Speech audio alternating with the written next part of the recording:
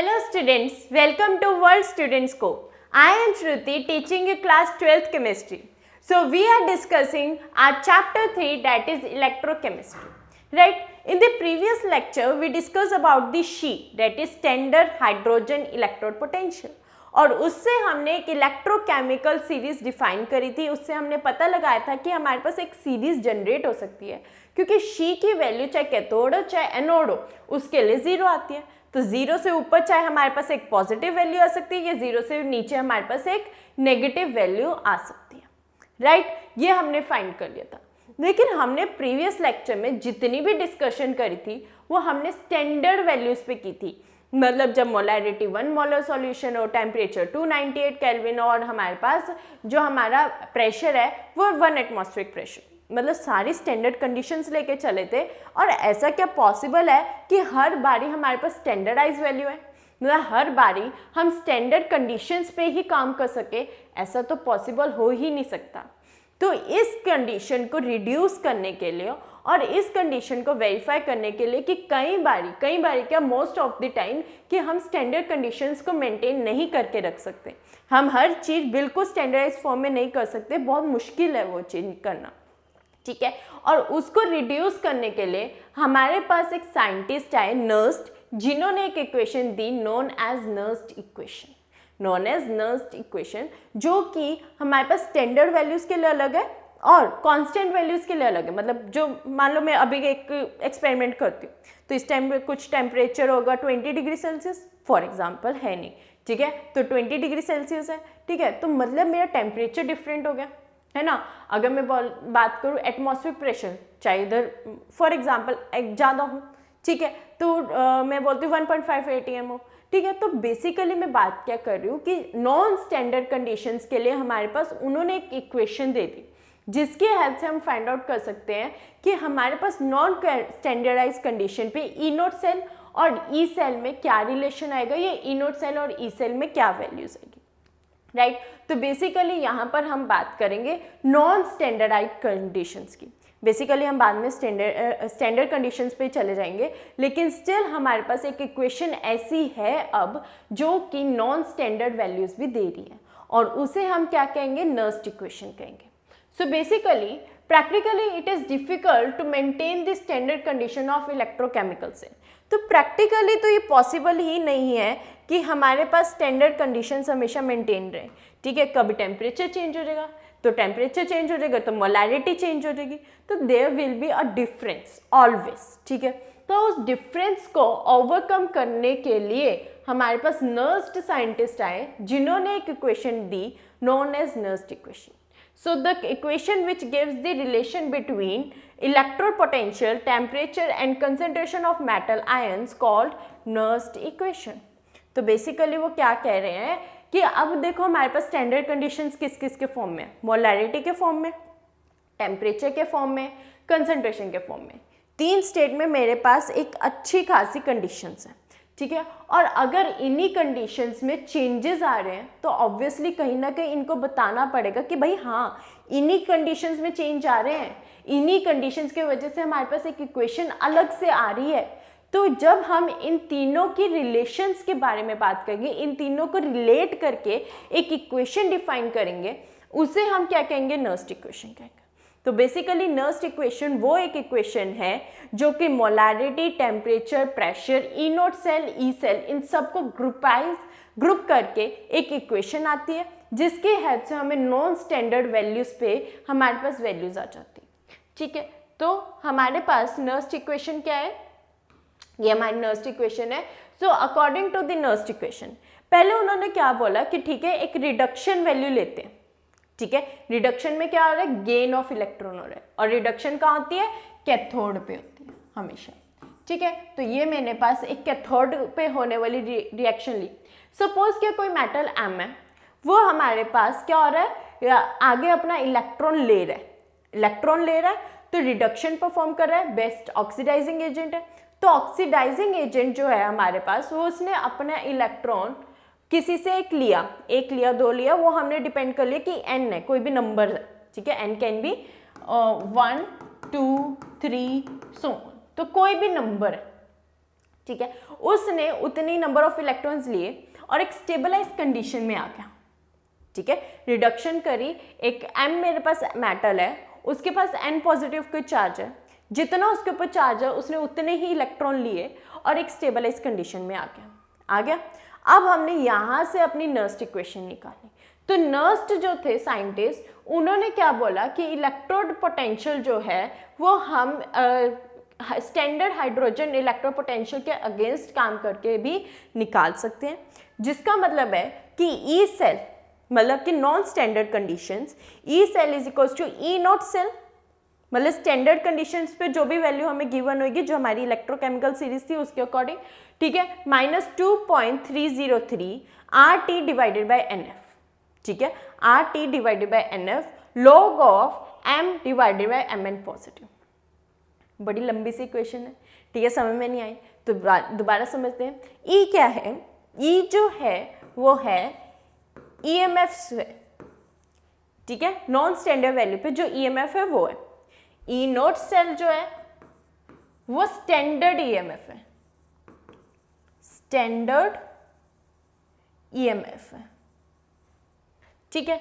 Next क्या है? अब एक लॉग वाली लॉगरिथम एंड एंटी लॉगरिथम पे ऑलरेडी हमारा एक लेक्चर पोस्टेड है, ठीक है, जिसमें हमने डिफाइन किया हुआ है कि हम लॉग कैसे निकालेंगे, एंटी लॉग क्या होता है, लॉगरिथम क्या होता है, नेचुरल लॉग क्या होता है, नेचुरल लॉग टू लॉग में जब हम कन्वर्ट करते हैं तो क्या वैल्यू आती है, ठीक है। तो अगर आपने ये वाला लेक्चर पढ़ने से पहले अगर आप लॉगरिथम समझना चाहते हो तो पहले आप लॉगरिथम वाला लेक्चर देख लो कि हम कैसे फाइंड आउट करते हैं, फिर हम इसके बारे में डिस्कस कर सकते हैं।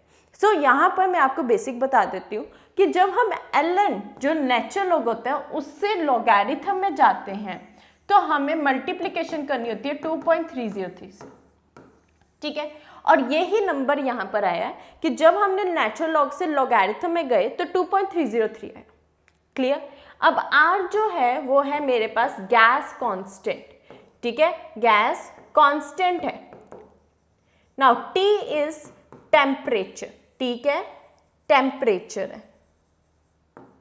उसके बाद F जो है वो है मेरे पास फैराडेज कांस्टेंट, ठीक है, Faraday's constant, and N is number of electron, number of electron मतलब जो ये वाला N है ना वही है।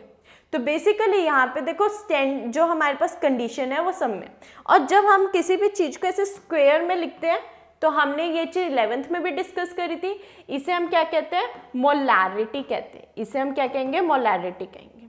सो बेसिकली क्या है कि ई सेल जो है वो E not cell -2.303 gas constant into temperature divided by number of electron into Faraday constant logarithm of molarity of the metal formed, molarity of the metal form मतलब जो stabilize condition आई है वो, divided by the molarity of the Mn positive मतलब जो non stabilised form था उसका, जितने इलेक्ट्रॉन उसने लिए थे वो वाली कंडीशन, वो कंडीशन, दोनों की मोलैरिटी।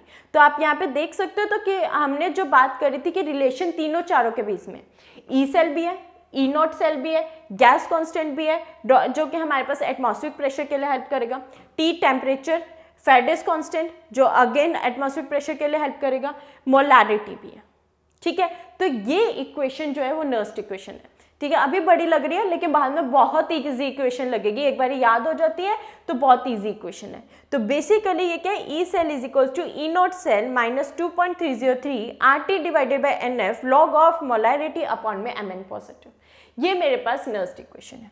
अब फॉर एग्जाम्पल साइंटिस्ट ने बोला कि चलो ठीक है ये तो हो गया, लेकिन अगर मैं इसे एक स्टैंडर्डाइज फॉर्म में लिख दूँ, ठीक है, मैं लॉग को ना कन्वर्ट करूँ, ln में रहने दूँ, मोलैरिटी जो है मेरे मेटल जो बना है वो 1 मोलर ले लूँ, टेम्परेचर मेरा वही 298 केल्विन है, ठीक है, एटमॉस्फेयर मेरे पास 1 है, ठीक है, मतलब सारी स्टैंडर्ड कंडीशंस आ गई। फॉर एग्जांपल मेरे पास सारी, अगर मैं स्टैंडर्ड कंडीशन पे बात कर रही हूँ तो मेरे पास वैल्यू क्या आएगी।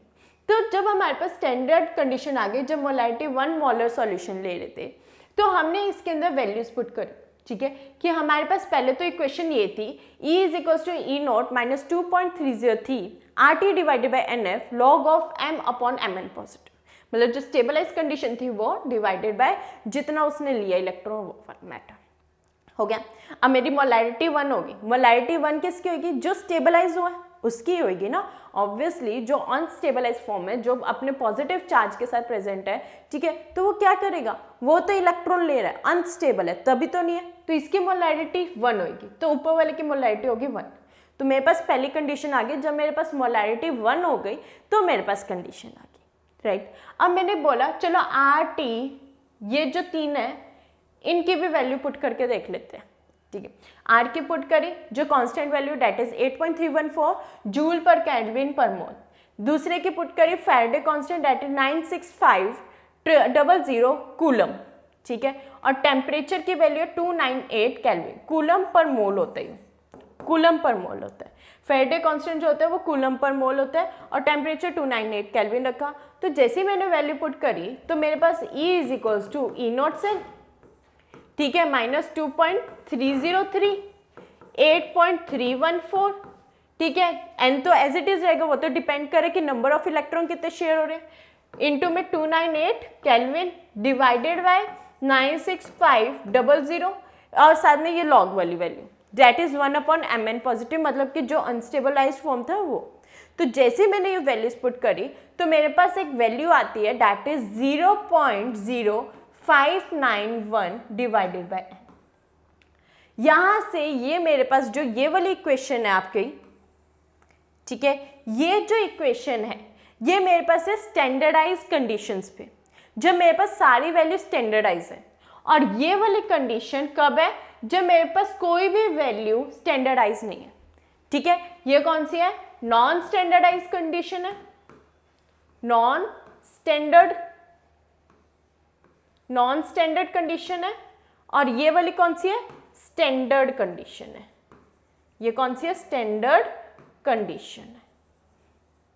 तो ये हमारे पास नर्स्ट इक्वेशन ने हमारे पास दो वैल्यू डिफाइन करती, जिसमें एक आती है स्टैंडर्डाइज कंडीशन जिसमें हमारे पास वैल्यू है 0.0591 डिवाइडेड बाय n, और दूसरी नॉन स्टैंडर्डाइज कंडीशन जिसमें 2.303 RTNF, राइट। तो ज़्यादा फर्क नहीं है, सिर्फ ये जो सेंट्रल वैल्यू है ना इसमें डिफरेंस आ रहा है और मोलैरिटी हमारे पास यहाँ पर 1 हो रही है।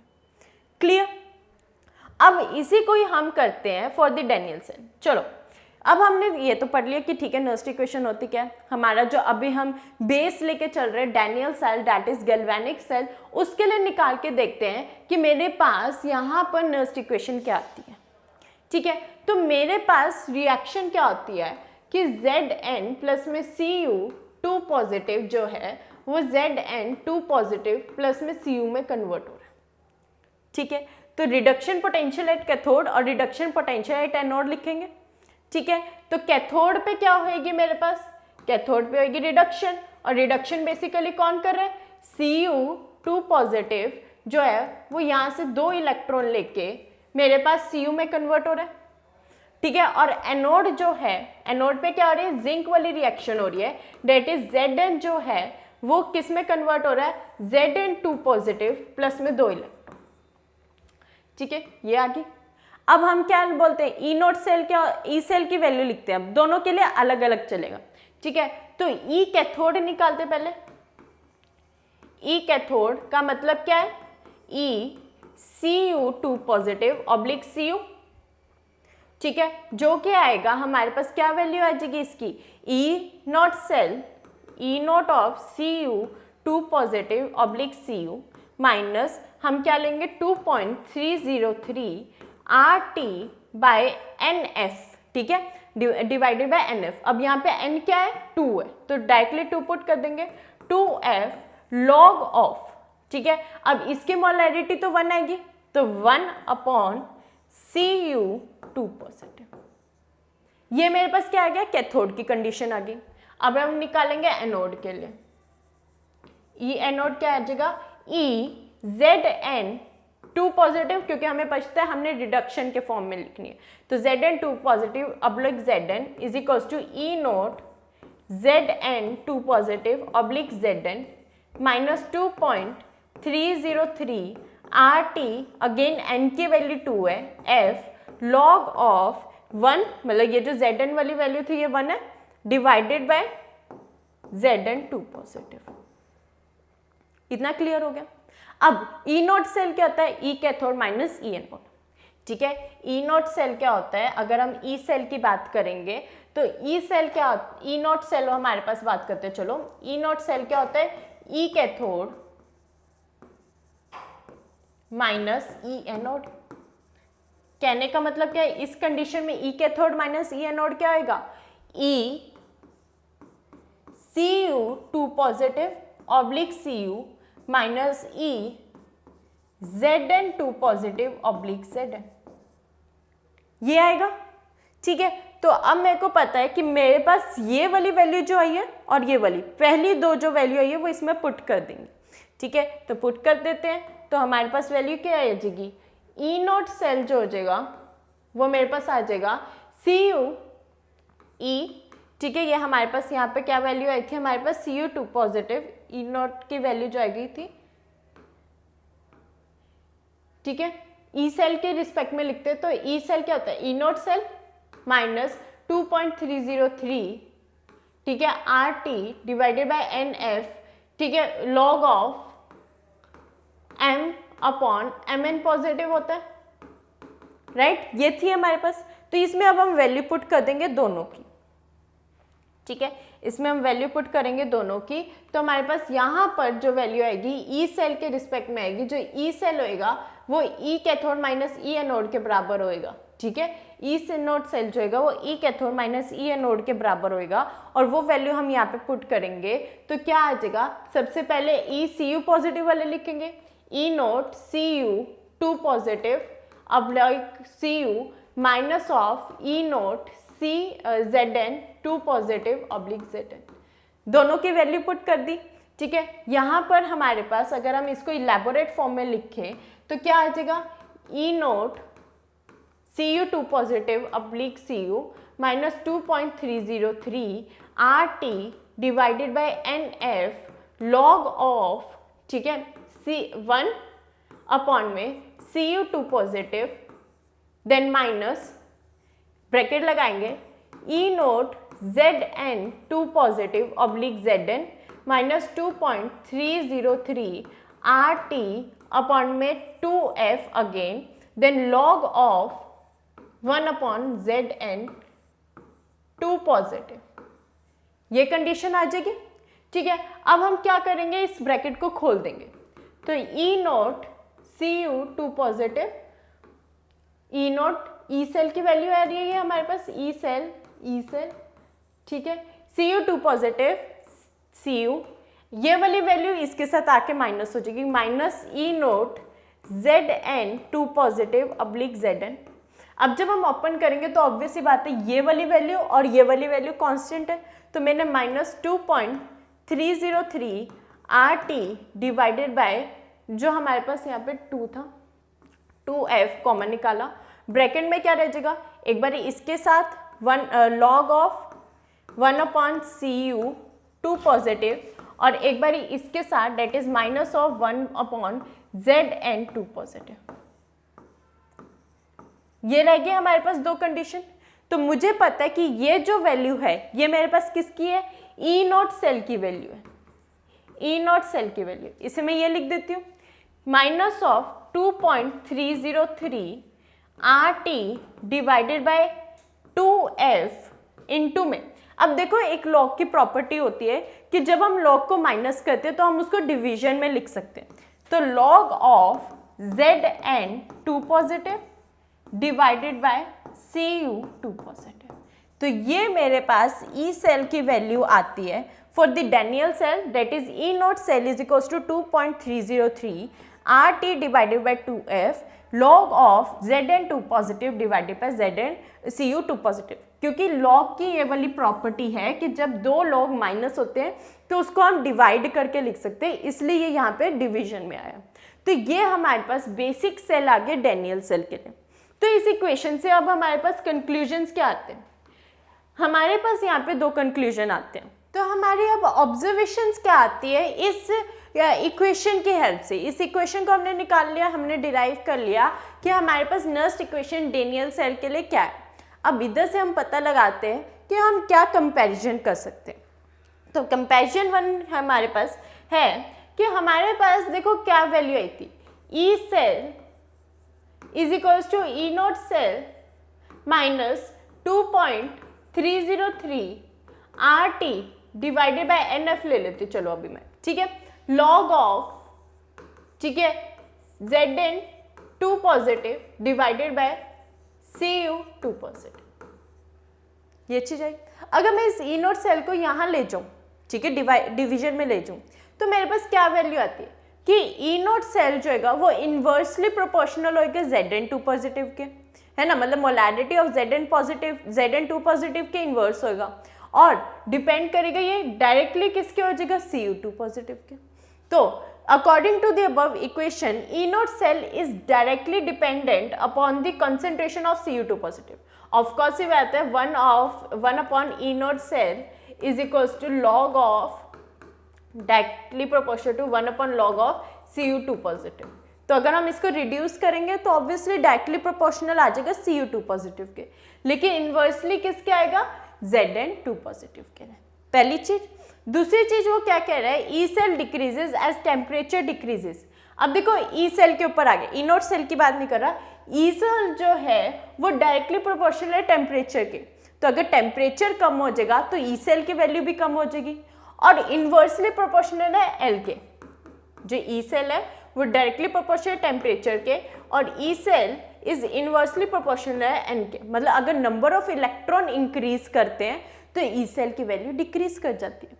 So E cell decreases as temperature decreases, temperature decrease किया तो ई सेल डिक्रीज कर जाएगा, लेकिन अगर number of electrons involve in the reaction increases तो ई सेल डिक्रीज कर जाएगा।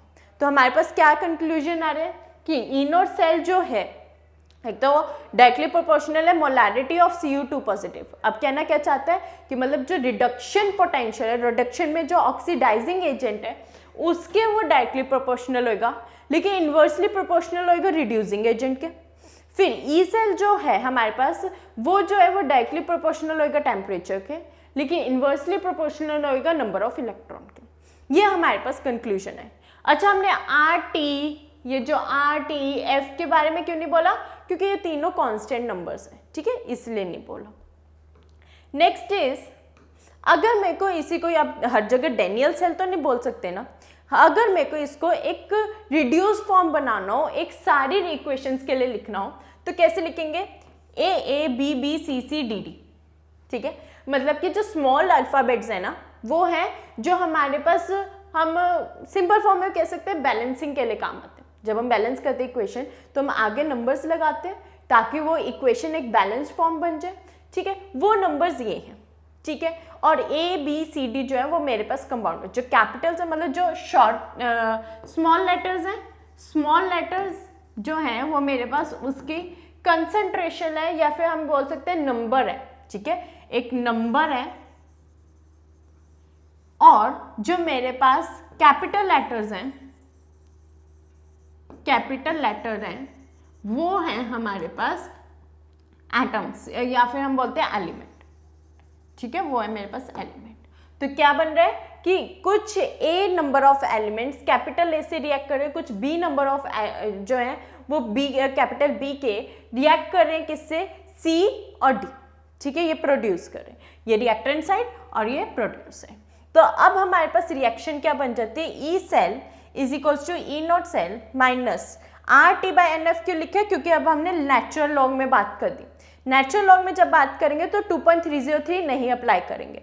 जब यहाँ पर अगर मैं यही लिख देती E cell is equals to E not cell minus 2.303 R T divided by n F, but यहाँ एल एन है, यहाँ क्या लिखेंगे लॉग, लॉग, और क्यू क्या है, क्यू क्या है हमारे पास रिडक्शन वाली वैल्यूज ऊपर, ठीक है, और ऑक्सीडाइजिंग वाली वैल्यू मतलब ऑक्सीडेशन वाली वैल्यूज नीचे, ठीक है। तो एल एन ऑफ रिडक्शन वाली वैल्यूज कौन सी आएगी, Cu2 पॉजिटिव में कौन सी थी, जो मतलब कैथोड पे हो रही है, ठीक है। तो हमारे पास यहाँ से हम फॉर एग्जाम्पल ले लेते हैं, मतलब बी और सी ले लेते हैं फॉर एग्जाम्पल, ठीक है। तो B की मोलैरिटी अपॉन में B और A की molarity A divided by C की मोलैरिटी C और D की मोलैरिटी D। ये हमारे पास इसकी एक स्टैंडर्डाइज इक्वेशन आ जाएगी। ये हमारे पास क्या है, एक स्टैंडर्डाइज कंडीशन आ जाएगी कि मतलब कि जो हमारे पास ई नोट है उसे हम ऐसे लिखेंगे एक सिंपल फॉर्म में, राइट। सिंपल फॉर्म में हम ऐसे बात करेंगे। अब फॉर एग्जांपल मेरे पास स्टैंडर्ड कंडीशंस वहाँ पर आ गए, वो थी नॉन स्टैंडर्डाइज के लिए क्योंकि उसमें थी 2.30 थी RT डिवाइडेड बाय NF। लेकिन अब मेरे पास RTF की वैल्यू अगर कांस्टेंट हो जाए दैट इज 2.98, ठीक है। सो 298 टेम्परेचर, 8.3 हमारे पास R की value that is gas constant. ये क्या टेम्परेचर है, temperature, gas constant, gas constant and Faraday's constant, Faraday's constant. तो इन तीनों की वैल्यू जब हमने पुट करी तो क्या आ जाएगा, यहाँ पे 2.30 यहाँ पे आया था E cell is equals to E naught cell minus 2.303 into 298 into 8.3 divided by number 96500।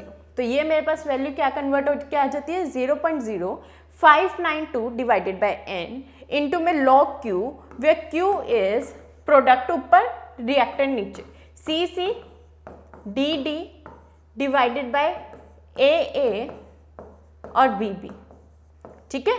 तो हमारे पास क्या आ जाएगा, जो प्रोडक्ट है वो ऊपर रिएक्टेंट नीचे। तो ये मेरे पास स्टैंडर्डाइज कंडीशन है, दूसरी वाली जो थी वो थी नॉन स्टैंडर्डाइज कंडीशन के लिए। ये हमारे पास नर्स्ट इक्वेशन आ गई, ठीक है। अब देखो आगे अच्छा एक न्यूमेरिकल परफॉर्म करते हैं। Calculate EMF of the following cell at 25 degree Celsius. 25 degree Celsius मतलब 298 केल्विन। टेम्परेचर मेरा स्टैंडर्डाइज है, मतलब मेरे पास सारी वैल्यू स्टैंडर्डाइज कंडीशन में दी हुई है, मोलैरिटी के फॉर्म में दी हुई है। तो इसका मतलब मेरे को स्टैंडर्ड वैल्यू वाली इक्वेशन यूज करनी है, ठीक है। वे E note of Fe2 positive oblique Fe -0.44 V है और H पॉजिटिव की है 0.0 V। अब देखो इसमें मेरे को पता नहीं लग रहा, मेरे को अभी पता नहीं लग रहा, लेकिन मेरे को इस रिएक्शन से, इस जो ऊपर वाली हेडिंग है उससे पता लग रहा है कि कैथोड क्या है, एनोड क्या है। क्योंकि इस साइड राइट साइड हम क्या लिखते हैं, कैथोड लिखते हैं, सॉरी राइट साइड हम क्या लिखते हैं, कैथोड लिखते हैं। लेफ्ट साइड हम क्या लिखेंगे, एनोड लिखेंगे। यहाँ पे हम क्या लिखेंगे, एनोड लिखेंगे। तो बेसिकली क्या होगा, पहले हम क्या निकालते हैं, ई नोट सेल निकालते हैं। तो ई नोट सेल क्या है हमारे पास, E cathode minus E anode, ठीक है। मतलब E naught of H plus oblique H2 positive की value minus E naught of Fe2 plus oblique Fe की वैल्यू। अब मुझे पता है H की वैल्यू 0 होती है और यहाँ पे मेरे पास नेगेटिव वैल्यू, तो that comes out to be positive of 0.44 V। क्योंकि देखो 0 माइनस 0.0 ये ऐसे आ जाएगा, 0 माइनस ऑफ 0.044, ठीक है। तो ये ऐसे, ये कैसे आ जाएगी, 0 माइनस ऑफ 0.44। तो ऑब्वियसली माइनस माइनस प्लस, तो पॉजिटिव ई नॉट सेल की वैल्यू आ गई प्लस 0.44 V। अब मेरे पास ई सेल क्या होता है, मेरे को EMF ही निकालना है। तो E cell is equals to E not cell minus, अब देखो स्टैंडर्डाइज कंडीशन है तो स्टैंडर्ड वैल्यूज पुट करेंगे, minus of 0.0569 divided by n into log of ऊपर कौन सी वैल्यू जाएगी, जो कैथोड वाली वैल्यूज है, नीचे क्या आएंगी, एनोड वाली वैल्यू आएगी। तो ऊपर होएगा H पॉजिटिव, नीचे होएगा Fe positive, Fe2 positive, right. ये हो गया। अब मेरे पास n की वैल्यू देखो यहाँ क्या आ रही है, ये 2 है, ये भी 2 इलेक्ट्रॉन लेगा, तो ऑब्वियसली बात है n की वैल्यू आ गई 2।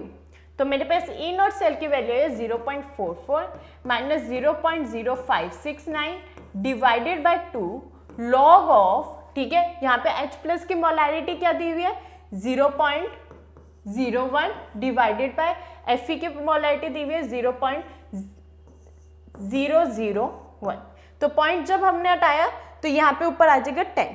तो इन इक्वेशंस को सॉल्व करते हैं, तो यहाँ पर मेरे पास आएगी 0.44 minus 0.0569 divided bye 2 log of, देखो लॉग 10 बन रहा है यहाँ पे, 1 डिवाइडेड बाय 10 बन रहा है।